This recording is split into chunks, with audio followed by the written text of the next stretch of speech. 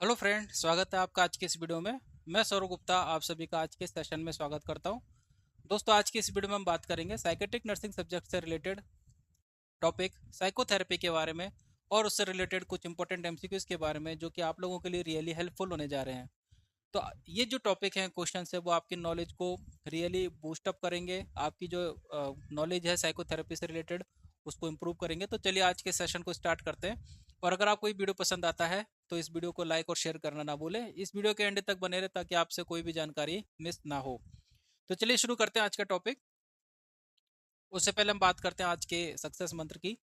कल को आसान बनाने के लिए आज आपको कड़ी मेहनत करनी ही पड़ेगी।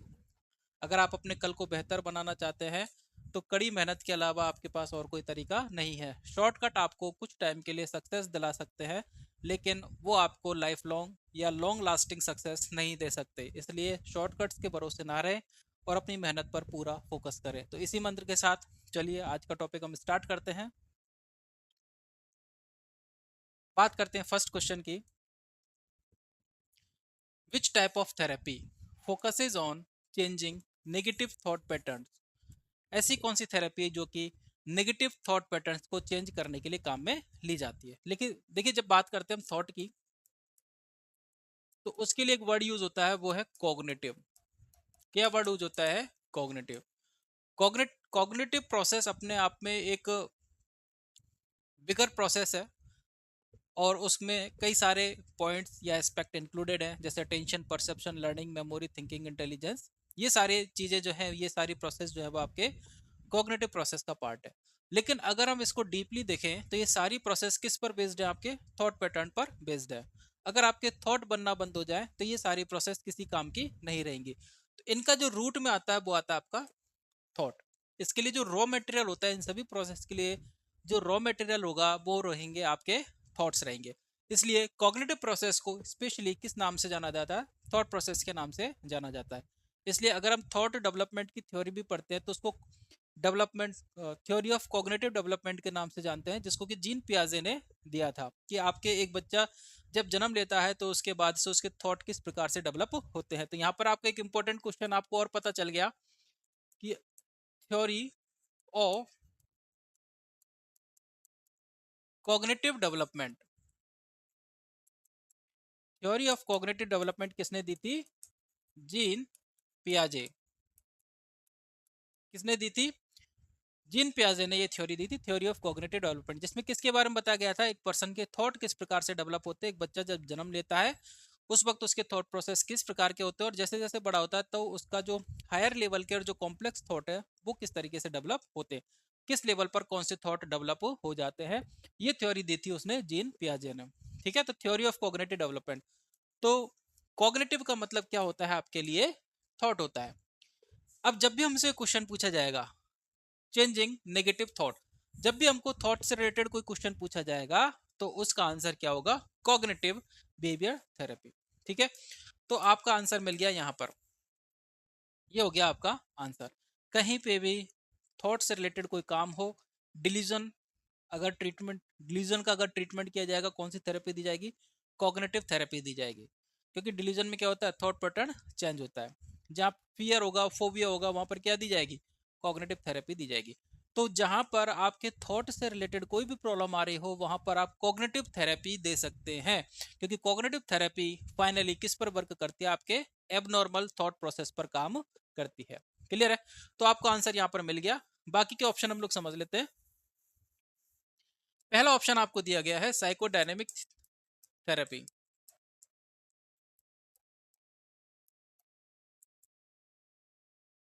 पहला जो ऑप्शन दिया गया है, आपको दिया गया है साइकोडायनेमिक थेरेपी। साइकोडायनेमिक थेरेपी जो है वो साइको एनालिटिक थ्योरी पर बेस्ड है। साइको एनालिटिक थ्योरी पर बेस्ड है। साइको एनालिटिक थ्योरी के चार प्रकार के पार्ट हैं उसमें। उसमें एक तो आता है आपके स्ट्रक्चर ऑफ पर्सनैलिटी, दूसरा आता है आपका टोपोग्राफी ऑफ माइंड आता है, तीसरा आता है आपकी साइकोसेक्सुअल थ्योरी, ठीक है, और चौथा आता है आपका साइकोडायनेमिक थ्योरी। तो ये चार प्रकार की थ्योरी मिलकर के आपकी साइको एनालिटिक थ्योरी बनाती है। उसी थ्योरी पर बेस्ड है आपकी साइकोडायनेमिक थेरेपी। इसमें हम क्या करते हैं? पर्सन के अंदर जो भी लॉन्ग लास्टिंग कॉन्फ्लिक्ट है लॉन्ग लास्टिंग का मतलब समझ में आ रहा है, जो लंबे समय से पर्सन के मन में है और पर्सन उनको अपने माइंड से हटा भी नहीं पा रहा, और उसकी वजह से उसका आज करंट अफेक्ट हो रहा है।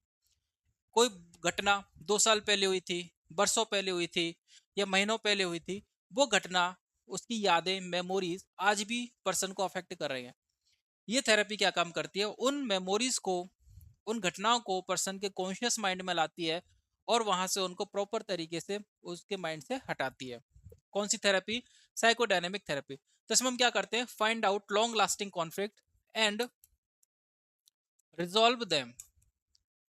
ठीक है, अब इनको हम रिजॉल्व करेंगे प्रॉपर तरीके से। जैसे मैंने एक तरीका बताया कि इनको हम क्या करते हैं, पेशेंट के माइंड से हटा देते हैं, फ्लश कर देते हैं। ठीक है, उसके लिए भी अलग अलग टेक्निक्स हैं। तो एक तरीका ये है। दूसरा ये है कि अगर हम उस प्रॉब्लम को सॉल्यूशन ढूंढ सकते हैं तो वो एक बेटर तरीका रहेगा। इसमें पेशेंट जो है वो एक सेटिस्फेक्शन फील करेगा। ठीक है, तो यहाँ पर जो मेन एम है इस थेरेपी का वो है find out long lasting conflict and resolve them. यहाँ पर एम क्या था, to changing abnormal thought pattern. Patient के जो एबनॉर्मल थॉट है उन थॉट को चेंज करना। क्लियर है? तीसरे में पढ़ते हैं। देखिए, हर थेरेपी का अपना एक अलग कंसेप्ट होता है कि कौन सी थेरेपी किस पेशेंट के किस एरिया पर काम करेगी। नेक्स्ट हम बात करते हैं ह्यूमनिस्टिक थ्योरी।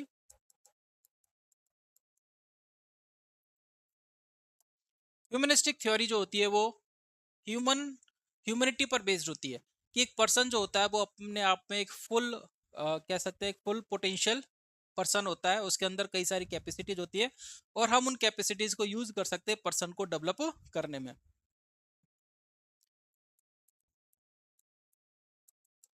ये थेरेपी क्या काम करती है?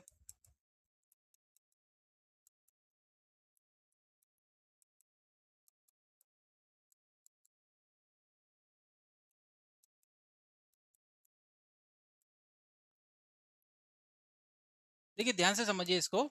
ये थेरेपी क्या काम करती है, find out the potential to solve the problem. Person के अंदर उसकी क्षमता को पता लगाती है कि आपके अंदर आपकी स्ट्रेंथ क्या है और आपकी वीकनेस क्या है। क्यों पता लगाती है? टू सॉल्व द प्रॉब्लम, ताकि उसके अंदर हम ये देखेंगे कि उसको प्रॉब्लम को सॉल्व करने की पोटेंशियल उसके अंदर है या नहीं है। एंड फॉर पर्सनल ग्रोथ, और उसके डेवलपमेंट को भी किसके द्वारा बेस्ड रहेगा, उसके पोटेंशियल के द्वारा बेस्ड रहेगा। इसलिए पोटेंशियल का पता लगाना जरूरी होता है। पोटेंशियल का मतलब क्या होता है यहाँ पर? स्ट्रेंथ। पोटेंशियल का मतलब क्या है यहाँ पर? स्ट्रेंथ है। ठीक है, तो व्यक्ति की जो खुद की क्षमता है उसको पता लगाया जाता है किसमें? ह्यूमनिस्टिक पर। उसी पर फोकस किया जाता है ताकि व्यक्ति के अंदर क्या किया जा सके, सेल्फ एक्चुअलाइजेशन किया जा सके, उसके कॉन्फिडेंस को बढ़ाया जा सके। तो सेल्फ एक्चुअलाइजेशन का मतलब क्या होता है? अपने पोटेंशियल को, अपनी क्षमताओं को पता करके और उसको यूटिलाइज करके हम अपने आप को ग्रो कराएं। ठीक है, तो वो होता है सेल्फ एक्चुअलाइजेशन। और ये आपके जो नीड थ्योरी है, अब्राहम मैस्लो के द्वारा जो नीड थ्योरी दी गई थी, जिसमें एक पिरामिड आप लोग पढ़ते हो और 5 प्रकार के लेवल्स होते हैं उसमें। ठीक है, physiological need, safety and security needs, love and belongings, self esteem and self actualisation, ये 5 नीड है। तो वही मीनिंग है इसका जो कि हम लोग यहाँ पढ़ रहे हैं, सेल्फ एक्चुअलाइजेशन। तो पर्सन के पोटेंशियल को फाइंड आउट किया जाता है ताकि उसके अंदर कॉन्फिडेंस को बढ़ाया जा सके और उसको बताया जा सके कि आप क्या क्या कर सकते हो। तो उसको हम यूज करेंगे किसमें? प्रॉब्लम को सॉल्यूशन में और उसकी ग्रोथ में। ये किसका कंसेप्ट है? ह्यूमनिस्टिक थ्योरी का। तो हर थ्योरी का अपना अपना एक कंसेप्ट है। नेक्स्ट हम बात करेंगे गेस्टाल्ट थ्योरी।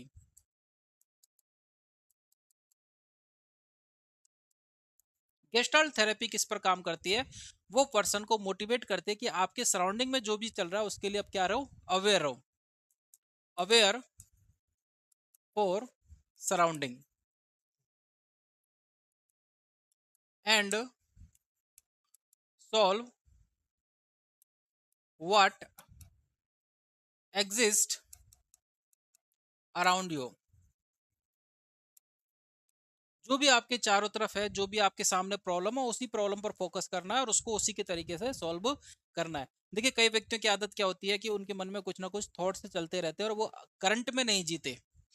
फ्यूचर में उनका क्या होगा या पास्ट में उनके साथ क्या हो गया, उन्हीं चीजों को लेकर के वो उलझे रहते हैं, जबकि अपने करंट में जो अभी प्रॉब्लम सामने है उसके बारे में नहीं सोचते। तो गेस्टाल्ट थेरेपी जो है वो किस पर काम करती है कि पर्सन को अवेयर बनाती है आपकी करंट सिचुएशन पर, कि आपके सामने जो प्रॉब्लम है उस प्रॉब्लम को सॉल्व कीजिए, बजाय अपने थॉट को पास्ट और फ्यूचर में ले जाने के। आपके सामने जो करंट प्रॉब्लम है उस पर फोकस करना है और उसको उसी के तरीके से सॉल्व करना है। ठीक है, तो यहां पर इनसाइट लर्निंग का कंसेप्ट आता है, जो कि गेस्टाल्ट थेरेपी का, गेस्टाल्ट थ्योरी का एक इंपॉर्टेंट कंसेप्ट है, इनसाइट लर्निंग। इनसाइट लर्निंग मतलब आपके सामने जो प्रॉब्लम है आप उसके बारे में फोकस कीजिए और ये सोचिए, उसके सॉल्यूशन ढूंढिए कि आप किस तरीके से इस प्रॉब्लम को सॉल्व कर सकते हैं। तो देखिए, हर थ्योरी का अपना अपना एक कंसेप्ट है। ये 4 थ्योरी हमने यहाँ पर लिखी गई हैं और 4 थ्योरी में आपने 4 अलग अलग कंसेप्ट पढ़े हैं। कोई थेरेपी जो है वो आपके मेंटल प्रोसेस पर काम करती है, कोई आपके स्ट्रेंथ पर काम करती है, कोई आपके अवेयरनेस पर काम करती है। इसी तरीके से अलग अलग थेरेपी है। ठीक है, तो अगर इन थेरेपी का कंसेप्ट हमको समझ में आ जाता है तो कोई भी क्वेश्चन हमसे गलत नहीं होगा। क्लियर है? तो यहाँ पर अगर हम आंसर की बात करें, चारों थेरेपी हम लोगों ने पढ़ रही है, अगर आंसर की बात करें तो आपका आंसर जाएगा बी। अब हमारा जो आंसर है उसके बारे में भी थोड़ा सा डिस्कस कर लेते हैं। Cognitive behaviour therapy. Cognitive behaviour therapy से संबंधित एक थेरेपी और है जिसको अपन कहते हैं क्या, बिहेवियर थेरेपी। तो 2 प्रकार की होती है, एक तो होती है बिहेवियर थेरेपी और एक होती है कॉग्निटिव बिहेवियर थेरेपी। स्टूडेंट्स के मन में अधिकतर इन थेरेपीज को लेकर के कंफ्यूजन रहता है, तो आज हम इस कंफ्यूजन को दूर करेंगे। बिहेवियर थेरेपी जो होती है वो क्या काम करती है, change the behaviour. Cognitive behaviour therapy भी क्या करती है, चेंज द बिहेवियर। अब आप कहोगे सर आपने तो सेम चीजें लिख दी, इसमें डिफरेंस क्या रहा? तो डिफरेंस अब हम आगे पढ़ेंगे। कॉग्निशन, कॉग्निशन का मैंने बताया कि कॉग्निशन जो वर्ड होता है वो किसको इंडिकेट करता है, थॉट को इंडिकेट करता है, थॉट। यहां पर क्या होता है कि हम व्यक्ति के थॉट को चेंज करते हैं। अगर विचार बदलते हैं तो ऑटोमेटिकली व्यक्ति का बिहेवियर भी बदल जाता है। यहां पर अगर हम बात करें, इस थेरेपी में थॉट के ऊपर कोई काम नहीं किया जाता। किसमें? इस थेरेपी में थॉट के ऊपर कोई काम नहीं किया जाता, डायरेक्टली पेशेंट के बिहेवियर को मॉडिफाई किया जाता है। जैसे अगर हम बात करें, एक बच्चा मदर के साथ दुकान पर जाता है और वहां पर किसी चीज को देख करके जिद करने लगता है, एक ऐसी जिद जो जिसकी वजह से मदर जो होती है वो अशेम्ड फील करती है कि उसका बच्चा किस तरीके की हरकतें करता है। ठीक है, अब उसका बिहेवियर मदर को लगता है इनएप्रोप्रिएट है और इस बिहेवियर को मॉडिफाई किया जाना चाहिए, क्योंकि सबके सामने इस तरीके की हरकतें करना वो सही नहीं है और बच्चों को अब नया बिहेवियर पैटर्न सीखना चाहिए। तो वो क्या करती है, बच्चों को ले जाकर के पनिशमेंट देती है। ठीक है, पनिशमेंट दे दिया, बच्चे के समझ में आ गया कि मुझे उस तरीके का बिहेवियर नहीं करना है। अगली बार जब बच्चा माँ के साथ जाएगा तो वो उसके मन में तो है कि उसको वो पर्टिकुलर चीज चाहिए, लेकिन बच्चा अब उस तरीके का बिहेवियर नहीं कर रहा है जैसा कि वो लास्ट डे पर कर रहा था। पिछले दिन में उसने जो किया था वो आज ऐसा बिहेवियर नहीं कर रहा। अब आप समझेंगे इस एग्जाम्पल को। इसमें क्या हुआ, बच्चे का बिहेवियर मॉडिफाई हो गया। क्या मॉडिफाई हो गया? क्योंकि उसने अपना बिहेवियर चेंज कर लिया। तो यहाँ पर बिहेवियर चेंज हो गया। लेकिन अगर हम बात करें थॉट में कोई चेंज हुआ क्या? थॉट में किसी भी प्रकार का कोई चेंज नहीं किया हुआ। तो जैसा कि मैंने एग्जाम्पल में क्लियर किया था कि बच्चा जो है उस चीज को लेना चाहता है, लेकिन पनिशमेंट की डर की वजह से बच्चा अब उस बिहेवियर को शो नहीं कर रहा। That means there is change in the behaviour but there is no change in the thinking of the child. That is the concept of behaviour therapy. अगर मैं बात करूं सेम कॉग्निटिव बिहेवियर थेरेपी की, mother उस बच्चे को घर पे ले जाती है और बजाय पनिशमेंट देने के वो कहती है कि आपको इस तरीके का बिहेवियर नहीं करना चाहिए, अब आप बड़े हो चुके हो और आपको एक नया बिहेवियर सीखना चाहिए। इस तरीके का बिहेवियर आप पर अब अच्छा नहीं लगता। ठीक है, और आपको अगर कोई चीज चाहिए तो आप हमसे प्रॉपर तरीके से कहोगे। अगर हमको लगता है कि आपको दिलानी चाहिए तो हम उसको आपको दिलाएंगे, और अगर हमको लगता है कि नहीं दिलानी चाहिए तो हम उसके लिए मना कर देंगे। तो दोनों ही चीजों के लिए आपको तैयार रहना है। हम आपको वो चीज दिला भी सकते हैं और नहीं भी दिला सकते, वो डिपेंड करेगा कि वो चीज आपके लिए कितनी यूजफुल है, कितनी फायदेमंद है। ये क्या किया, मदर ने उसके थॉट पर काम किया। क्या किया? थॉट पर काम किया, बच्चे का थॉट चेंज हो गया। उसको भी लगा कि नहीं, मुझे इस तरीके का बिहेवियर नहीं करना चाहिए, मुझे अब नया बिहेवियर पैटर्न सीखना चाहिए ताकि मैं लोगों के सामने एक अच्छा बिहेवियर रिप्रेजेंट कर सकूं। और उसको ये भी समझ में आ गया कि अगर कोई चीज मेरे काम की है तो पेरेंट्स मेरे को दिलाएंगे और नहीं तो नहीं दिलाएंगे, और दोनों चीजों को मेरे को एक्सेप्ट करना है। अब ये हो गया बच्चे की थिंकिंग चेंज। यहाँ पर किसी भी प्रकार का कोई पनिशमेंट दिया मदर ने? नहीं दिया। ठीक है, लेकिन यहाँ पर क्या हो गया, बच्चे के थॉट चेंज हो गए। ठीक है, अब बच्चा अगले दिन दुकान पर जाएगा तो वो क्या करेगा, उस तरीके का बिहेवियर नहीं करेगा जैसा कि उसने पिछले दिन किया था। तो दोनों में अंतर समझ में आ रहा है। यहाँ पर मदर ने थॉट पर कोई चेंज नहीं किया, कोई काम नहीं किया, यहाँ पर सीधा पनिशमेंट दिया, जबकि यहाँ पर बच्चे के थॉट पर काम हुआ। तो थॉट चेंज होने की वजह से बच्चे का बिहेवियर भी क्या हो गया, चेंज हो गया। This is the best example to understand what is the difference between the behaviour therapy and cognitive behaviour therapy. Clear है? सो हमारा ये क्वेश्चन कंप्लीट होता है, आपका आंसर जाएगा बी। नेक्स्ट क्वेश्चन की तरफ बढ़ते हैं। Who is considered the father of psycho analysis? Psycho analysis therapy जो है वो किसने दी थी? वो दी थी आपके सिगमंड फ्रॉइड ने दी थी। ठीक है। बी एफ स्किनर ने कौन सी थेरेपी दी थी? आपके थ्योरी दी थी लर्निंग की, और वो दी थी ऑपरेंट कंडीशनिंग।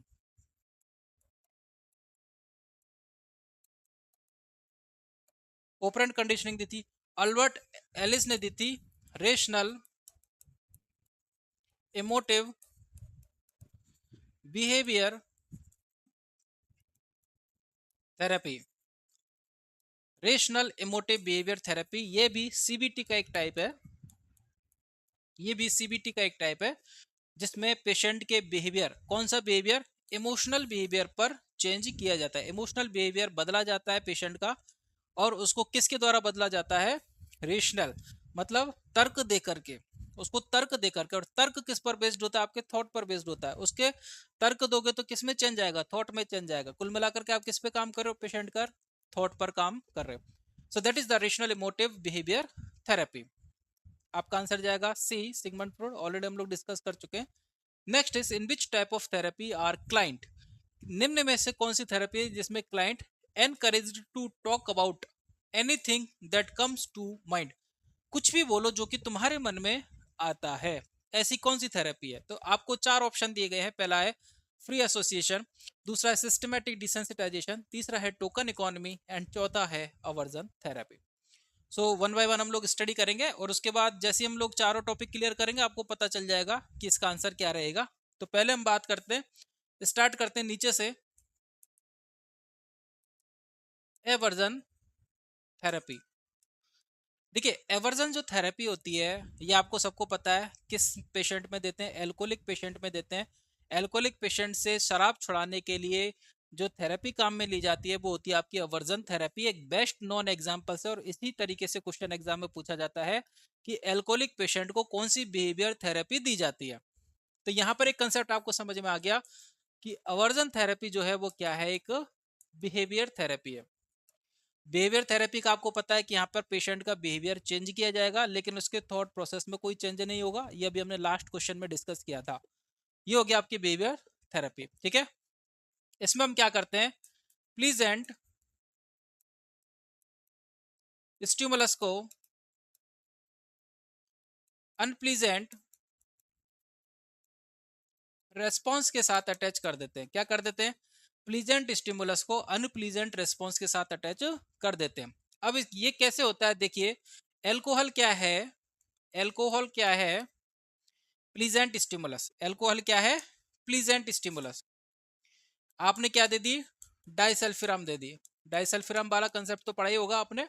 डाइसल्फिराम दे दी। डाइसल्फिराम एक न्यूट्रल स्टिमुलाई है जिसका कोई रोल नहीं होता बॉडी के अंदर। आपने वो दे दी, पेशेंट के ब्लड के अंदर क्या हो गई? डाइसल्फिराम मिक्स हो गई। तो अभी तक क्या हो रहा था? यहाँ पर प्लीजेंट रिएक्शंस हो रही थी, प्लीजेंट रेस्पॉन्स मिल रहा था पेशेंट को। प्लीजेंट क्या मिल रहा था? रेस्पॉन्स,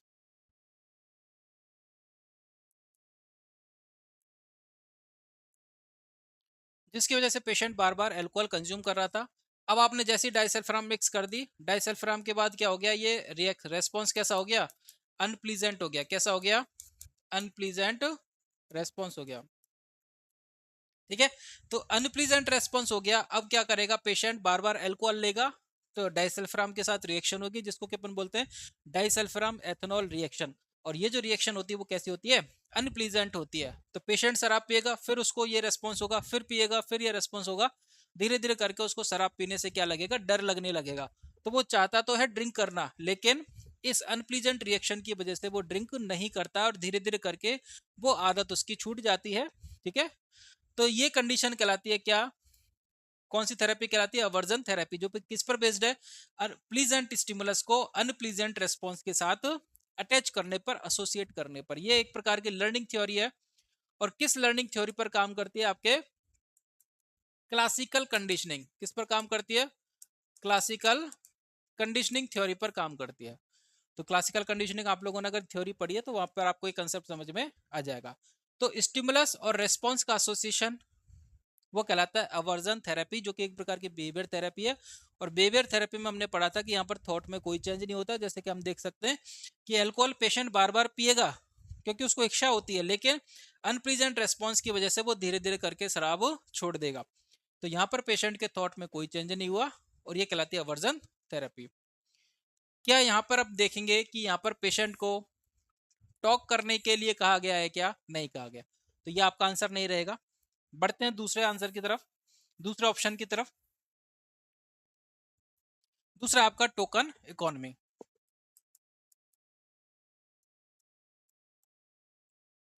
टोकन इकोनॉमी में क्या होता है? देखिए, अगर पेशेंट कोई अच्छा बिहेवियर करता है तो हम क्या करते हैं? उसको अवार्ड देते हैं। और अगर कोई बुरा बिहेवियर करता है तो हम उसको क्या करते हैं? पनिशमेंट देते हैं। ठीक है, तो अगर कोई अच्छा बिहेवियर शो किया है तो गुड बिहेवियर, तो क्या दिया जाएगा? उसको अवार्ड दिया जाएगा। और अगर बैड बिहेवियर शो करता है तो उसको क्या दिया जाएगा? पनिशमेंट दिया जाएगा। ठीक है, ये होता है। ये कौन सी थेरेपी पर बेस्ड है? आपके कौन सी थ्योरी पर बेस्ड है? Operant conditioning. कौन सी थ्योरी पर बेस्ड है? ऑपरेंट कंडीशनिंग थ्योरी पर बेस्ड है। लर्निंग की ऑपरेंट कंडीशनिंग थ्योरी पर बेस्ड है। अगर अच्छा बिहेवियर है, आपने उसको अवार्ड दे दिया, तो अच्छा बिहेवियर क्या होगा? रिपीट होगा। क्या होगा? रिपीट होगा। और अगर बुरा बिहेवियर किया और आपने पनिशमेंट दे दिया, तो बुरा बिहेवियर क्या होगा? रुक जाएगा, स्टॉप हो जाएगा। ठीक है, तो ये कंसेप्ट है आपका ऑपरेंट कंडीशनिंग लर्निंग थ्योरी का। टोकन इकोनॉमी में क्या होता है? अब देखिए, आप अवार्ड दोगे तो आप उसको ज्यादा बड़ा कुछ अमाउंट तो दे नहीं सकते, छोटा छोटा आप उसको अमाउंट दे सकते हैं। इसी कंसेप्ट पर बेस्ड है आपके टोकन इकोनॉमी। टोकन इकोनॉमी में क्या होता है कि जब पेशेंट कोई अच्छा बिहेवियर शो करता है तो आप उसको टोकन दे देते हैं। इसी तरीके से पेशेंट जितना अच्छे बिहेवियर शो करेगा उसको टोकन दे दिया जाएगा। पेशेंट बुरा बिहेवियर शो करेगा तो उससे टोकन ले लिया जाएगा। ठीक है, बाद में इन टोकन्स को किसी पेशेंट की किसी इंटरेस्टिंग चीज के साथ उसको एक्सचेंज किया जा सकता है। जैसे वार्ड में कई सारी चीजें होती हैं, जैसे पेशेंट को चाहिए चॉकलेट, या पेशेंट को चाहिए परफ्यूम, पेशेंट को चाहिए अच्छा साबुन, कुछ भी चाहिए वार्ड के अंदर। तो जैसे आपने कहा कि 10 टोकन अगर आप मेरे को दोगे तो आपको चॉकलेट मिल जाएगा। अगर आपको परफ्यूम चाहिए तो 20 टोकन देने पड़ेंगे। अगर आपको सोप चाहिए तो 8 टोकन देने पड़ेंगे। ठीक है, तो आपने क्या किया? पेशेंट को टोकन दे दिया। पेशेंट ने कोई अच्छा बिहेवियर शो किया, आपने उसको टोकन दे दिया। बाद में इन टोकन्स को पेशेंट के इंटरेस्टिंग आइटम्स के साथ एक्सचेंज किया जा सकता है। तो पेशेंट क्या करेगा? जैसे आपने कहा चॉकलेट 10 टोकन में आएगी, परफ्यूम जो है 20 टोकन में मिलेगा, सोप जो है वो 8 टोकन में मिलेगा। पेशेंट क्या करेगा? ज्यादा से ज्यादा टोकन इकट्ठा करने की कोशिश करेगा। और अगर पनिश बैड बिहेवियर करता है तो उससे टोकन ले लिया जाएगा। तो पेशेंट ये कोशिश करेगा कि मेरे से कोई गलत व्यवहार ना हो, मैं ज्यादा से ज्यादा अच्छा व्यवहार करूं। तो जितनी बार पेशेंट अच्छा व्यवहार रिपीट करेगा वो उसकी हैबिट में आ जाएगा, वो उसकी आदत बन जाएगी।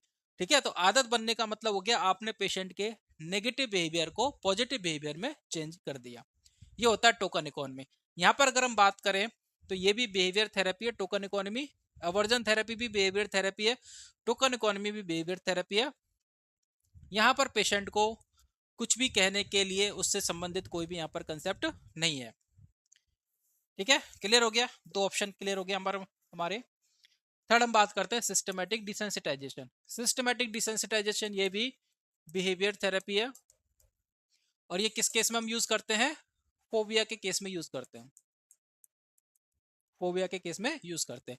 तो पेशेंट को जिस चीज से फोबिया होता है उसको स्टेप बाय स्टेप हम उस फोबिया फियरफुल जो ऑब्जेक्ट है उसके साथ उसको लेकर के जाते हैं, उसके पास लेकर के जाते हैं, और उससे संबंधित जो भी फियर होता है उसको हम दूर करते हैं। तो एक स्टेप बाय स्टेप प्रोसेस है। ठीक है, ऐसा नहीं कि आपने सीधा पेशेंट को ले जाकर के फियर्ड ऑब्जेक्ट के सामने खड़ा कर दिया। अगर आप डायरेक्टली पेशेंट को फियर्ड ऑब्जेक्ट के सामने खड़ा कर देते हो तो ये टेक्निक कहलाती है फ्लडिंग कहलाती है। क्या कहलाती है? फ्लडिंग। डायरेक्टली आपने पेशेंट का और फियर्ड स्टिमुलाई का एनकाउंटर करा दिया, ठीक है, उनका आमना सामना करवा दिया। लेकिन सिस्टमेटिक डिसेंसिटाइजेशन में क्या होता है, पेशेंट को फियर्ड ऑब्जेक्ट के पास ले जाने से पहले उसको स्टेप बाय स्टेप उससे संबंधित उसका फियर दूर किया जाता है, तब जाकर के उसको फियर्ड स्टिमुलाई के सामने ले जाया जाता है। फ्लडिंग में आप डायरेक्टली लेके जाते हो, सिस्टमेटिक डिसेंसिटाइजेशन में आप स्टेप बाय स्टेप प्रोसेस के द्वारा उसको लेकर के जाते हो। ठीक है, ये हो गया आपका सिस्टमेटिक डिसेंसिटाइजेशन। फोबिया के केस में यूज करते हो। ये भी एक प्रकार की कौन सी थेरेपी है? Behaviour therapy. तो तीनों जो एग्जांपल है वो आपके किसके हैं? बिहेवियर थेरेपी के हैं। लेकिन तीनों ही ऑप्शन में आपने देखा होगा कि कहीं पर भी फ्री टॉक का कंसेप्ट नहीं आया। ठीक है, चौथा है फ्री एसोसिएशन। फ्री एसोसिएशन जो है वो आपके साइको एनालिटिक थेरेपी का टेक्निक है। साइको एनालिटिक थेरेपी या साइकोडायनेमिक थेरेपी जो हमने पढ़ा था लास्ट क्वेश्चन में, तो उसी से संबंधित है। साइको एनालिटिक थेरेपी में भी हम क्या करते हैं, पेशेंट का जो इनर कॉन्फ्लिक्ट है, लॉन्ग लास्टिंग इनर कॉन्फ्लिक्ट, उसको हम कॉन्शियस माइंड में लेकर के आते हैं और उसका प्रॉपर रिजोल्यूशन करते हैं। तो उसको लाने की टेक्निक है कि पेशेंट के अनकॉन्शियस माइंड में जो है उसको हम कॉन्शियस कैसे लेकर के आए, उसके लिए अलग अलग टेक्निक है, जिसमें आपके आते हैं ड्रीम एनालिसिस आता है, आपके एवरिएक्शन थेरेपी आती है, आपके हिप्नोसिस आती है, और उसी में आता है आपके फ्री एसोसिएशन। ठीक है, तो फ्री एसोसिएशन में हम क्या करते हैं, पेशेंट को हम कहेंगे कि हम आपको एक शब्द देते हैं, उस शब्द को सुन करके आपके मन में जो भी आता है वो आपको बोलना है बिना टाइम लिए। बिना टाइम लिए क्यों? क्योंकि अगर पेशेंट को टाइम दे दिया और पेशेंट को मन में ये लग गया कि मुझे ये चीज नहीं बोलनी चाहिए, तो पेशेंट क्या करेगा, अपनी थिंकिंग को मॉडिफाई कर देगा, तो उसके मन में एग्जैक्ट क्या है वो हमको पता नहीं लग पाएगा। ठीक है, तो यहाँ पर हम पेशेंट को कहेंगे कि इमीडिएटली जो आपके मन में आता है बस आपको इमीडिएटली बोलना है। इमीडिएटली बोलने से क्या होगा वो आपको समझ में आ गया। तो यहाँ पर हम पेशेंट को देते हैं, जैसे हमने पेशेंट से पूछा मदर, तो मदर सुनकर के उसके मन में क्या आया? ठीक है, अगर मदर के साथ रिलेशंस बेटर नहीं है तो वो उसी हिसाब से बोलेगा, अगर अच्छे हैं तो वो उसी हिसाब से बोलेगा। ब्रदर का, फादर का, सिस्टर का, रिलेटिव्स का, तो उन सबके साथ रिलेशन कैसे हैं, उनसे संबंधित जो भी उसके मन में भरा होगा वो ऑटोमेटिकली बाहर आ जाएगा। ठीक है, वो कहलाता है फ्री एसोसिएशन। तो क्वेश्चन क्या कह रहा है, in which type of therapy are client encouraged to talk about anything that comes to mind. आपके मन में जो भी आता है उसको आप बोलिए बिना झिझक के कि लोग क्या कहेंगे क्या नहीं कहेंगे, क्योंकि वहां पर प्राइवेट सेटिंग में केवल पेशेंट होता है और थेरेपिस्ट होता है, इसलिए दूसरे लोगों के पता करने का या उनको जानने का वहां पर कोई भी चांस नहीं होता। इसलिए ये थेरेपिस्ट की जिम्मेदारी होती है कि वो पेशेंट के ऊपर अपना ट्रस्ट बिल्डअप करे, कि पेशेंट उसके ऊपर ट्रस्ट करे और सारी बातें उसको इजिली कह दे। क्लियर है? तो यहां पर आपका आंसर जाएगा A. Next question is what does the term uncondition positive regard. Uncondition positive मतलब अगर आप हमारे साथ गलत कर रहे हैं तो भी हम आपको एक पॉजिटिव रेस्पॉन्स देंगे बिना किसी शर्त के। अनकंडीशन का मतलब क्या हो गया, बिना किसी शर्त के। हम आपसे उम्मीद नहीं करते कि आप हमारे साथ अच्छा करो, आप जैसे भी रहोगे हमारे साथ हम आपको हमेशा पॉजिटिव रिस्पॉन्स देंगे, वो हो गया। अब आप समझिए what does the term uncondition positive regard refers to in psychotherapy. Psychotherapy में इसका मतलब क्या है, accepting a client only if they meet certain condition. अगर कोई पेशेंट आपके बताए हुए शर्तों के अनुसार चलता है तो ही आप पेशेंट को एक्सेप्ट करोगे। ये साइकेट्रिक का प्रिंसिपल भी नहीं है। अगर आप साइकेट्रिक के प्रिंसिपल पढ़ते हो तो उसमें पहला प्रिंसिपल क्या आता है, accept the patient as he is. वो जैसा है उसको वैसा ही एक्सेप्ट हमको करना है। दूसरा है criticising a client's behaviour to encourage change. हम पेशेंट की आलोचना कर रहे हैं ताकि वो अपने बिहेवियर में बदलाव लाए, तो क्रिटिसाइज करना भी आपकी जिम्मेदारी नहीं है, आपका एथिकल गाइडलाइंस नहीं है। Accepting and valuing a client without judgement. हम पेशेंट को बिना जज किए उसको हम क्या करते हैं, एक्सेप्ट करते हैं। Setting strict boundaries with a client. Patient को एक स्ट्रिक्ट बाउंड्रीज में सेट करना कि आपको इस तरीके से करना है और इस तरीके से नहीं करना, और ये आपको स्ट्रिक्टली फॉलो करना है। तो स्ट्रिक्ट बाउंड्रीज किसी भी थेरेपेटिक सेटअप में अलाउड नहीं है, क्योंकि इससे पेशेंट का मेंटल डेवलपमेंट, उसका जो भी आप उसको क्योर करना चाहते हो वो क्योर उसका इंटरप्ट होगा। ठीक है, अगर आप पेशेंट के अंदर चेंज लाना चाहते हो तो आप उसको एक फ्री एनवायरनमेंट दोगे। तो ये आपका आंसर भी जो है वो नहीं जाएगा। क्वेश्चन जैसा कहता है वो है आपका सी। तो फ्रेंड्स, आपको वीडियो कैसा लग रहा है? अगर आप हमारे साथ जुड़ना चाहते हैं, अगर आपको वीडियो अच्छा लग रहा है और आप हमारे साथ जुड़ना चाहते हैं, तो प्ले स्टोर से आप हमारा ऐप डाउनलोड कर सकते हैं। विनायक नर्सिंग एकेडमी के नाम से हमारा ऐप है। पूरे इंडिया में सबसे कम फीस में हम आपको क्वालिटी नर्सिंग कोचिंग प्रोवाइड करते हैं। सबसे कम फीस है। सबसे कम फीस होने का मतलब क्वालिटी में कंप्रोमाइज करना नहीं होता। आपको कम फीस में बेटर क्वालिटी मिलेगी।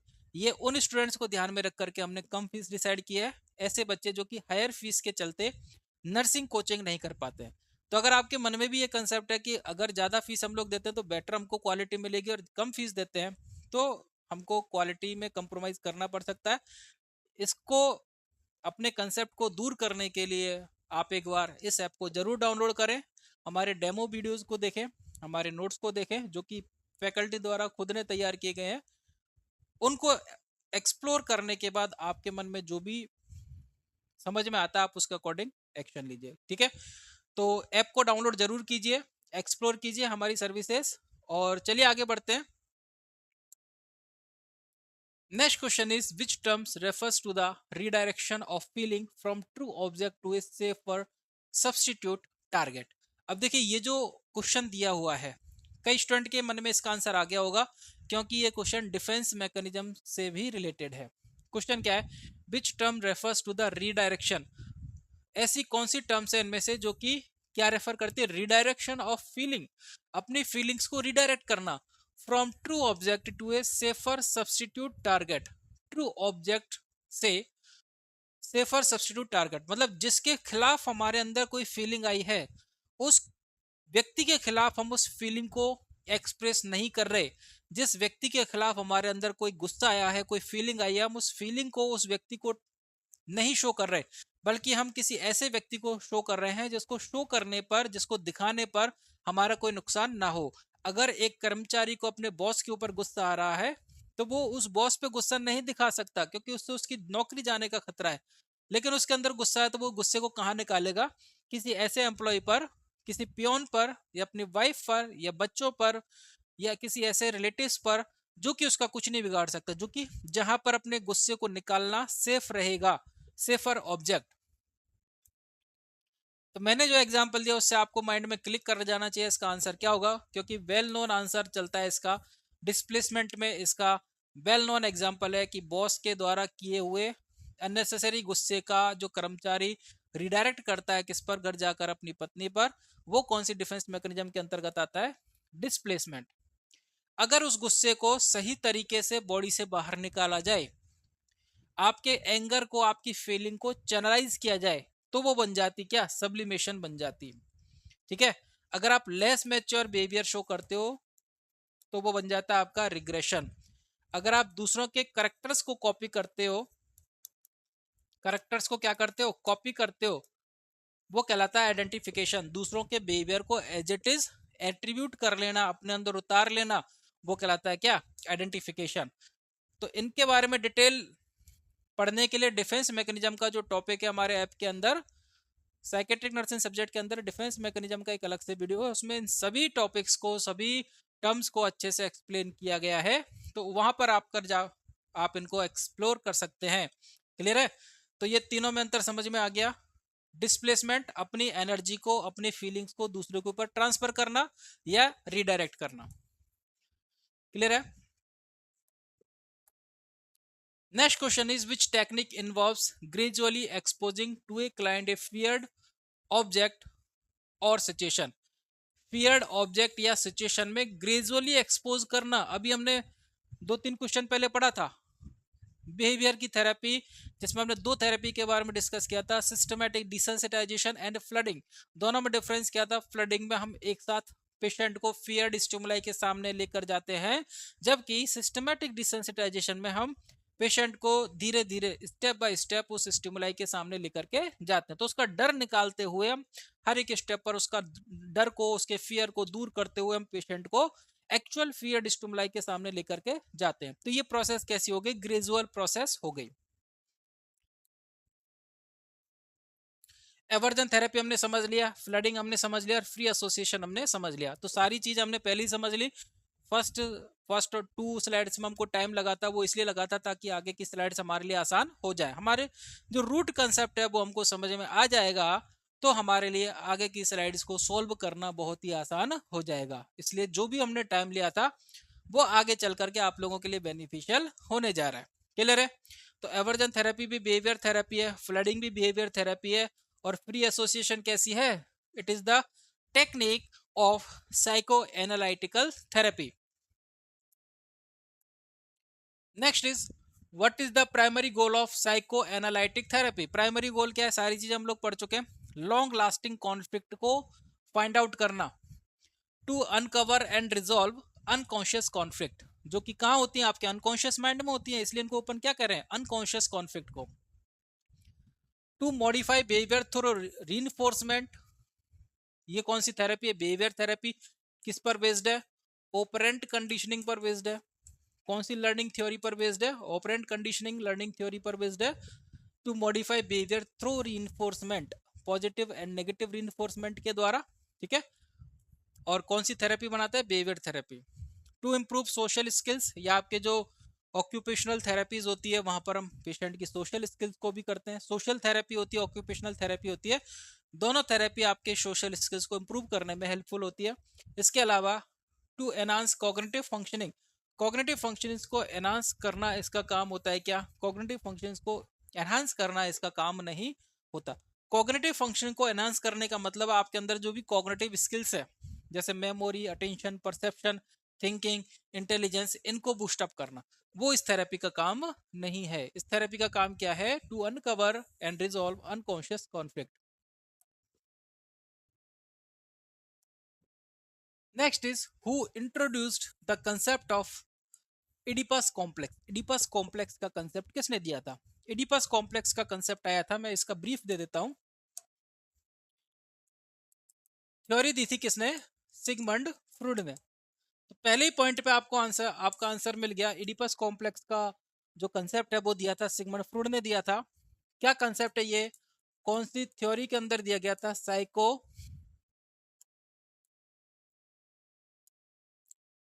Psychosexual theory. कौन सी थ्योरी? Psychosexual theory. इस थ्योरी में 5 स्टेज होती हैं। पहली होती है ओरल, दूसरी होती है एनल, तीसरी होती है फेलिक, चौथी होती है लेटेंसी, और पांचवी होती है आपके जेनेटल। ठीक है? 1 to 3 ईयर की स्टेज होती है 3 to 7 ईयर, सॉरी 6 ईयर, ये होती है 6 to 11।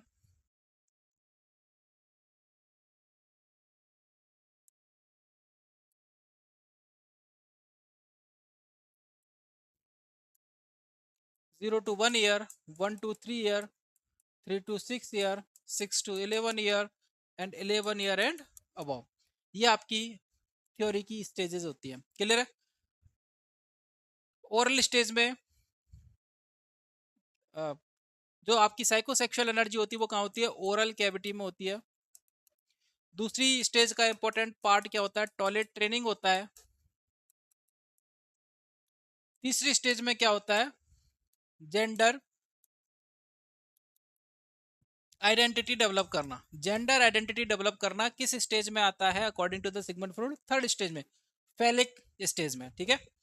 तो सेकंड स्टेज का जो कॉन्फ्लिक्ट आता है वो आता है टॉयलेट ट्रेनिंग, और यहाँ पर फर्स्ट स्टेज का जो कॉन्फ्लिक्ट आता है वो आता है आपके वीनिंग।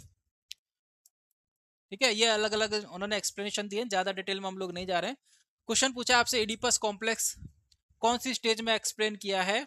ये क्या है? फेलिक स्टेज में। Oedipus complex and Electra complex दो प्रकार के कॉम्प्लेक्स हैं जिसका एक्सप्लेनेशन सिगमंड फ्रॉइड ने साइकोसेक्सुअल थ्योरी के अंतर्गत फेलिक स्टेज में किया है। ठीक है?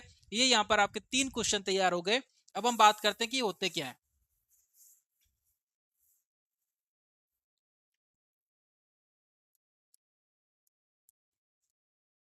देखिए, Oedipus complex, Oedipus complex, Oedipus complex में क्या होता है? एक बॉय चाइल्ड का अपनी मदर के लिए लव फीलिंग होना, एक बॉय चाइल्ड का अपनी मदर के लिए लव फीलिंग होना, वो कहलाता है इडिपस कॉम्प्लेक्स। और एक चाइल्ड का, एक गर्ल चाइल्ड का अपने फादर के लिए लव फीलिंग होना वो कहलाता है इलेक्ट्रा कॉम्प्लेक्स। क्या कहलाता है? Electra complex. ठीक है, तो समझ में आ गया, दो प्रकार के कॉम्प्लेक्स होते हैं, Oedipus complex and Electra complex. Boy child का अपनी मदर के लिए लव फीलिंग होना वो कहलाता है इडिपस कॉम्प्लेक्स। गर्ल चाइल्ड का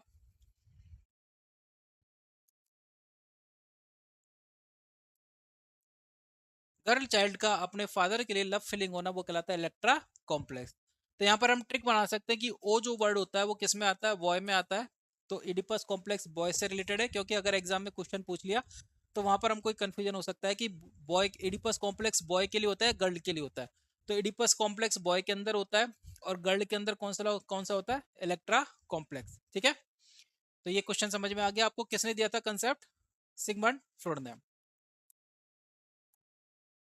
next is in psycho analytic therapy. देखो साइको एनालिटिक थेरेपी हम लोग ऑलरेडी समझ चुके हैं। What term refer to the client transfer of feeling on to the therapist. अगर एक क्लाइंट अपने मन में जो भी फीलिंग आ रहा है वो थेरेपिस्ट के ऊपर ट्रांसफर करता है तो उसको अपन क्या कहते हैं? ट्रांसफेरेंस बोलते हैं। क्या बोलते हैं? ट्रांसफेरेंस बोलते हैं। अब ट्रांसफेरेंस का मतलब क्या होता है? जैसे एक पेशेंट है, उसका कोई बेटा या बेटी है, ठीक है, जो जिसकी की डेथ हो गई या जिसका उसके साथ झगड़ा हो गया या कोई भी और कारण हो सकता है, या हो सकता है वो अपनी बेटी को बहुत लव करता है। एक नर्स एज ए उसकी डॉटर उस पेशेंट की देखभाल करती है, तो पेशेंट को लगता है कि ये मेरी बेटी की तरह देखभाल कर रही है, इसलिए क्या हो गई? मेरी बेटी हो गई। तो वो पेशेंट उसको अपने फैमिली मेंबर की तरह ट्रीट करने लग जाता है, वो कहलाता है ट्रांसफेरेंस। इसके अपोजिट होता है अगर एक हेल्थ प्रोफेशनल्स, नर्स, अगर वो पेशेंट को अपने फैमिली मेंबर की तरह ट्रीट करने लग जाए, अपने फैमिली में कोई भी उसका मेंबर हो जिसकी यादें उस पेशेंट के साथ मैच करती है और वो अपने उस पर्सन को उस पेशेंट के अंदर देखने लग जाते हैं, वो कहलाता है काउंटर ट्रांसफेरेंस। तो ट्रांसफेरेंस कब होता है? जब क्लाइंट अपनी फीलिंग्स को किस पर करता है? नर्स पर। वो कहलाता है ट्रांसफेरेंस। और अगर नर्स अपनी फीलिंग को क्लाइंट के ऊपर ट्रांसफर करती है तो वो कहलाता है क्या? Counter transference. सिंपल सा कंसेप्ट है।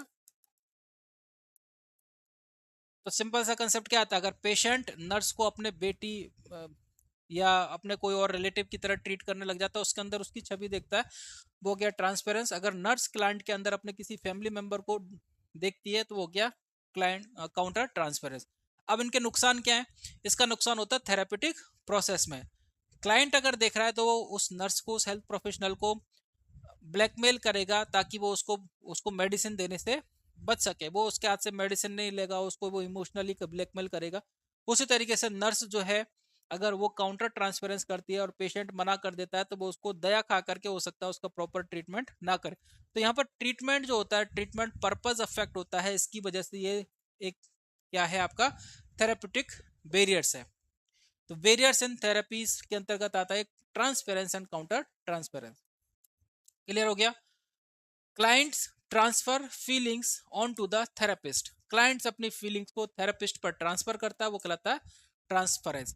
तीनों जो टर्म्स हैं बाकी वो सारी क्या आपकी डिफेंस मैकेनिज्म। डिस्प्लेसमेंट क्या होता है? सब्लिमेशन क्या होता है? प्रोजेक्शन में क्या होता है? ये हम लोग ऑलरेडी समझ चुके हैं दोनों को। प्रोजेक्शन में क्या होता है? पेशेंट किसी दूसरे को ब्लेम करता है, अपनी गलती के लिए, अपनी फीलिंग के लिए दूसरों को ब्लेम करता है, वो कहलाता है प्रोजेक्शन। यहाँ पर आपका आंसर होगा B. Next question is what is the therapeutic technique called that involves analyzing the symbolism in dreams? निम्न में से ऐसी कौन सी थेरापेटिक टेक्निक्स है जिसमें इन्वॉल्व होता है एनालाइज करना the symbolism in the dreams? जो आपने ड्रीम में देखा है, जो आपको लगता है कि कोई संकेत हो सकता है या कोई घटना हो सकती है, जो भी कुछ आपने ड्रीम्स में देखा है उसके लिए वर्ड यूज किया गया है सिंबोलिज्म इन द ड्रीम्स। अगर उसको एनालिसिस करते हैं तो वो क्या कहलाता है? ड्रीम एनालिसिस कहलाता है। ठीक है, next is which relaxation techniques involves focusing on and tensing specific muscles group and then relaxing them? इनमें से ऐसी कौन सी टेक्निक है जो कि जो आपकी मसल्स ग्रुप है उनको फोकस करती है और उनको रिलैक्स करती है? तो पहले जैसा आपकी पैर की मसल्स को फोकस किया, उनको रिलैक्स किया, ठीक है, आपके पैर की, फिर उसके बाद आपकी काफ मसल्स पर आए, उनको ऑब्जर्व किया, उनको फील किया, उनको रिलैक्स किया, फिर आपकी थाई मसल्स को फोकस किया, फिर उनको रिलैक्स किया, फिर आपके कमर की मसल्स को फोकस किया, फिर उनको रिलैक्स किया। तो ये आप जो कर रहे हो वो क्या कर रहे हो, प्रोग्रेसिव मसल्स रिलैक्सेशन। तीनों जो ऑप्शन अगर हम देखें उनमें कहीं पे भी मसल्स का कोई रोल नहीं आता, मसल्स रिलैक्सेशन का कोई पार्ट नहीं आता तीनों थेरेपी में। आपसे पूछा जा गया फोकसिंग ऑन, आप फोकस करते हो, टेंसिंग स्पेसिफिक मसल्स ग्रुप, उनको आप टेंस करते हो, उनको उनके अंदर टोनिसिटी इंक्रीज करते हो, और बाद में टोनिसिटी इंक्रीज करने के बाद आप उनको क्या कर देते हो, रिलैक्स छोड़ देते हो। ठीक है, तो वन बाय वन आप करते हो, वो कहलाती है progressive muscles relaxation. Guided imagery में क्या होता है, जैसे ध्यान मुद्रा होती है, उसमें पेशेंट बैठता है या आंखें बंद करके पेशेंट बैठता है और उसके जीवन में जो भी कुछ अच्छा घटित हुआ है उन घटनाओं को वो बार बार याद करता है। ठीक है, तो गाइडेड इमेजरी में क्या होता है, या तो पेशेंट खुद अपनी घटनाओं को याद करे, उनका एक चित्र वापस से अपने उनका एक सीन अपने माइंड में क्रिएट करे और उस पल को दोबारा जिए, उसको एंजॉय करे, तो जो भी उसके टेंशन वगैरह चल रहा होगा उससे उसको कुछ रिलैक्सेशन फील होगा। गाइडेड इमेजरी में क्या होता है, पेशेंट आंख बंद करके बैठता है और एक इंस्ट्रक्टर होता है जो कि उसको एक सीन क्रिएट करके देता है। अभी आप पार्क में बैठे हो, ठंडी ठंडी हवाएं चल रही है, बच्चे खेल रहे हैं, आसमान में पक्षी उड़ रहे हैं, ये एक इंस्ट्रक्शन इंस्ट्रक्टर के द्वारा, गाइड के द्वारा पेशेंट को दिए जा रहे हैं। पेशेंट आंख बंद करके बैठा है और जो इंस्ट्रक्शन उसको मिल रहा है उसके अकॉर्डिंग वो इमेजिन कर रहा है, वो कहलाती है गाइडेड इमेजरी। तो गाइडेंस मिलता है इंस्ट्रक्टर से या आपके थेरेपिस्ट से और उसके अकॉर्डिंग आप इमेजिनेशन करते हो, that is known as the guided imagery. यहाँ पर मसल्स का कोई रोल नहीं है, इसलिए आपका आंसर नहीं होगा। डीप ब्रीदिंग में क्या करते हो आप, डीप ब्रीथ करते हो, आप अपने लंग्स को फुल ऑफ एयर कर लेते हो, टाइट कर लेते हो, कंप्लीटली स्ट्रेच कर देते हो और उसके बाद आप उसको एक्सेल कर देते हो। तो डीप ब्रीदिंग अपने आप में एक इंपॉर्टेंट रिलैक्सेशन टेक्निक है जिसको कि आप कभी भी कहीं पे भी कर सकते हो, जहां पर आपको लो ऑक्सीजन फील होती हो, लेथार्जी फील होती हो, लेस एनर्जी फील होती हो, वहां पर आप डीप ब्रीदिंग कर सकते हो। माइंडफुलनेस मेडिटेशन, ये आपको प्रेजेंट में रहने के लिए अवेयर कराता है। माइंडफुलनेस का मतलब क्या होता है, अवेयर, अपने सराउंडिंग के लिए अवेयर बनना। जैसे कि हमने लास्ट क्वेश्चन में, फर्स्ट क्वेश्चन में डिस्कस किया था कि पेशेंट कुछ ना कुछ सोचता रहता है, व्यक्ति जो होते हैं वो कुछ ना कुछ सोचते रहते हैं, तो उनका जो एनवायरनमेंट होता है उसके बारे में क्या चल रहा है उनके लिए वो अवेयर नहीं होते। तो माइंडफुलनेस मेडिटेशन का मतलब क्या होता है, माइंडफुलनेस, वर्तमान में जियो, जो आपके चारों तरफ चल रहा है उस पर ध्यान दो। ठीक है, तो आप अपने मन में चल रही जो चिंताएं हैं, बेकार की चिंताएं जिनका वर्तमान से कोई लेना देना नहीं, वो चिंता आपके माइंड से दूर हो जाती है। तो जब वो दूर होती है तो आपके अंदर क्या होता है, रिलैक्सेशन फील होता है। ठीक है, वो कहलाता है माइंडफुलनेस मेडिटेशन। तो हमसे पूछा गया है यहाँ पर किसके बारे में, मसल्स ग्रुप के बारे में, तो आपका आंसर जाएगा B. Next is what is the primary focus of deep breathing exercise. Deep breathing exercise हम लोग करते हैं, उसका प्राइमरी फोकस क्या रहता है, चलिए देखते हैं ऑप्शन क्या कहते हैं। एनहांसिंग मसल्स स्ट्रेंथ, नहीं। एनहांसिंग मसल्स स्ट्रेंथ के लिए हमारे पास एरोबिक एक्सरसाइज होती है। एरोबिक एक्सरसाइज हालांकि देखा जाए तो ये कार्डियोवैस्कुलर सिस्टम को स्ट्रॉन्ग करते हैं। इसके अलावा आप जैसे जिम वगैरह जाते हैं, जिम में आपके मस्कुलर स्ट्रेंथ को बढ़ाने का काम किया जाता है, slowing down the heart rate and reducing stress. Yes, deep breathing exercise किस लिए करती है, ताकि आपका हार्ट जो फास्ट बीट कर रहा है उसको रिलैक्स करना, स्लो करना। ठीक है, और आपके स्ट्रेस को दूर करना। इम्प्रूव फ्लेक्सिबिलिटी, इम्प्रूव फ्लेक्सिबिलिटी होता है आपके शरीर की फ्लेक्सिबिलिटी को बढ़ाना, तो ये आप योगा से कर सकते हैं। इंक्रीजिंग एरोबिक कैपेसिटी, आपके लंग्स की एयर एक्सेल करना और इनहेल करना, ये जो कैपेसिटी कहलाती है वो कहलाती है एरोबिक कैपेसिटी। ठीक है, तो ये आपका मेन एम नहीं है, इंक्रीजिंग एरोबिक कैपेसिटी आपका एम नहीं है। आपका मेन एम क्या है, slowing down the heart rate and reducing stress. Next is which relaxation technique is involves visualising a peaceful scene. अभी हमने बात किया था, किसमें किया था, एक पीसफुल सीन को आप विजुअलाइज कर रहे हो, मतलब इमेजिन कर रहे हो, और सेटिंग टू प्रमोट रिलैक्सेशन क्या कहलाएगा, गाइडेड इमेजरी। ठीक है, ऑटोजेनिक ट्रेनिंग, बायोफीडबैक, दोनों ऑलमोस्ट सिमिलर है। ऑटोजेनिक ट्रेनिंग जो होता है, अपने आपके अंदर जो भी इमोशंस जनरेट हुए हैं उनको कंट्रोल करने से रिलेटेड है। बायोफीडबैक में क्या होता है आपके, बायोफीडबैक में क्या होता है आपके, आपको मशीन या मॉनिटर्स के द्वारा जो स्क्रीन है, जैसे आपके हार्ट बीट फास्ट हुई तो आपको जो आपके पल्स ऑक्सीमीटर है उसमें आपकी कई सारी चीज़ें आती है, पल्स भी आती है और आपका ऑक्सीजन लेवल भी आता है, ठीक है, बीपी कफ जो कि आपके ब्लड प्रेशर्स को बताता है। तो ये सारी मशीनें आप लोग पेशेंट को के साथ अटैच कर देते हो ताकि उसकी पेशेंट की कंटिन्यूस मॉनिटरिंग पेशेंट को दिखाई दे। तो पेशेंट को दिखाई देगा कि अभी मेरा जो ब्लड प्रेशर बढ़ा हुआ है, मेरी हार्ट बीट बढ़ी हुई है, मेरा ऑक्सीजन लेवल कम है, ये सारी चीज़ें उसको उसके सामने नजर आएंगी। फिर आप उसको क्या करवाते हो, रिलैक्सेशन टेक्निक्स करवाते हो, ठीक है, रिलैक्सेशन टेक्निक्स उसको आप करवाते हो। करवाने के बाद पेशेंट खुद ऑब्जर्व करेगा कि रिलैक्सेशन टेक्निक करने के बाद मेरे जो पैरामीटर्स थे उनके अंदर चेंजेस आ रहा है, ठीक है। तो वो रिलैक्सेशन टेक्निक को जब भी पेशेंट को जरूरत होगी वो रिलैक्सेशन टेक्निक्स को क्या करेगा, फॉलो करेगा। इसी तरीके से ताइची जो टेक्निक्स है, ताइची जो टेक्निक्स है वो आपके प्राणायाम से रिलेटेड है, ठीक है। ये एक चाइनीज टेक्नोलॉजी है, जैसे हम लोग प्राणायाम करते हैं यहाँ पर, उसी तरीके से चाइनीज टेक्नोलॉजी जो आपकी ब्रीदिंग से रिलेटेड है। आपसे क्वेश्चन पूछा गया है visualizing a peaceful scene to promote relaxation, आपका आंसर होगा guided imagery. Next is which technique in behaviour therapy, behaviour therapy का आपसे पूछा involves exposing a client to a feared object और context without any danger to help them overcome their anxiety. Patient को feared object के सामने expose करना, तो दो प्रकार की टेक्निक हम लोगों ने पढ़ी थी, फ्लडिंग एंड सिस्टमैटिक डिसेंसिटाइजेशन। दोनों में ध्यान रखना है, फ्लडिंग में हम डायरेक्ट लेकर के जाते हैं और सिस्टमैटिक डिसेंसिटाइजेशन में हम ग्रेजुअल लेकर के जाते हैं। तो आपका आंसर हो गया फ्लडिंग।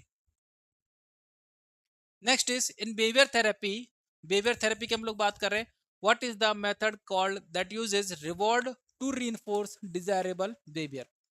ऐसा कौन सा बिहेवियरल टेक्निक है जिसमें हम रिवॉर्ड को यूज करते हैं, मतलब रिवॉर्ड हम क्यों देंगे, अगर हमको पेशेंट के अंदर कोई पॉजिटिव चेंज लेके आना हो।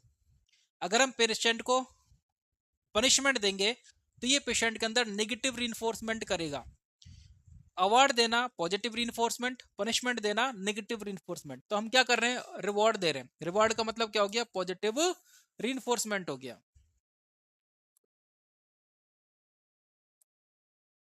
तो आज की वीडियो में इतना ही। इंपॉर्टेंट क्वेश्चन हम लोगों ने इंक्लूड किए। साइकोथेरेपी अपने आप में एक बड़ा टॉपिक है, इसलिए एक वीडियो में कवर नहीं हो सकता, इसके लिए हम नेक्स्ट वीडियो लेकर के आएंगे, इसका अगला पार्ट, उसमें भी इंपॉर्टेंट क्वेश्चन होंगे। तो ये वीडियो अगर आपको पसंद आया हो तो इस वीडियो को लाइक करना ना भूलें और अपने फ्रेंड के साथ इसको शेयर करना ना भूलें। अगली वीडियो के लिए तैयार रहिए, अगली वीडियो जल्दी आएगी, साइकोथेरेपी पार्ट 2, ठीक है। तब तक के लिए all the best, thank you.